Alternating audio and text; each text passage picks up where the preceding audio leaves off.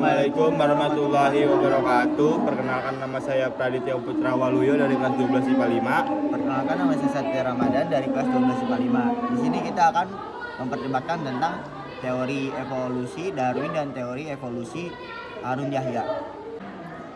Menurut Darwin, teori manusia berevolusi itu awalnya dari kera. Saya tidak setuju, karena menurut teori dari Harun Yahya, jenis-jenis makhluk hidup tak bisa berubah, tidak mungkin terjadi perubahan dari satu bentuk makhluk hidup ke bentuk lainnya. Misalnya dari ikan menjadi amfibi dan reptil, reptil ke burung, atau mamalia darat ke paus.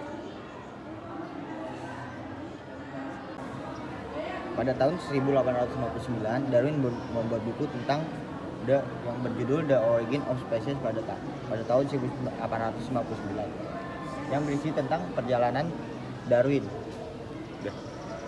Saya tidak setuju, karena menurut teori dari Harun Yahya, tiap jenis makhluk hidup tidak berkerabat satu sama lain dan diturunkan dari leluhur yang sama, masing-masing merupakan hasil dari suatu tindakan penciptaannya tersendiri. Darwin menyimpulkan bahwa semua makhluk hidup berasal dari nenek moyang yang sama dan berhubungan satu sama lain.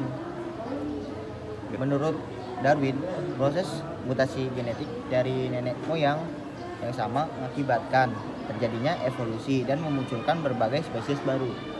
Saya tidak setuju, karena menurut teori Harun Yahya, tidak ada mutasi yang memberikan keuntungan berupa peningkatan kelestarian makhluk hidup.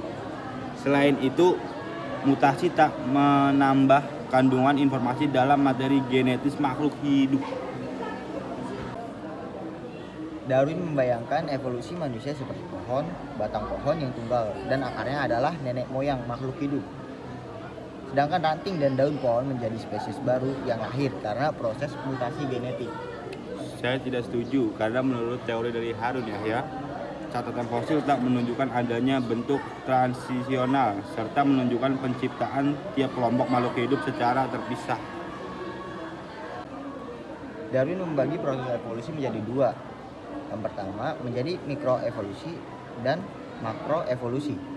Mikroevolusi adalah perubahan kecil yang terjadi pada spesies, misalnya perubahan warna atau ukuran populasi selama beberapa generasi. Saya tidak setuju, karena menurut teori dari Harun Yahya, kerumitan dan kesempurnaan yang ditemukan pada tubuh dan DNA makhluk hidup tak timbul karena kebetulan, namun merupakan bukti bahwa ada yang merancang kerumitan tersebut. Sekian dari kami. Wassalamualaikum warahmatullahi wabarakatuh.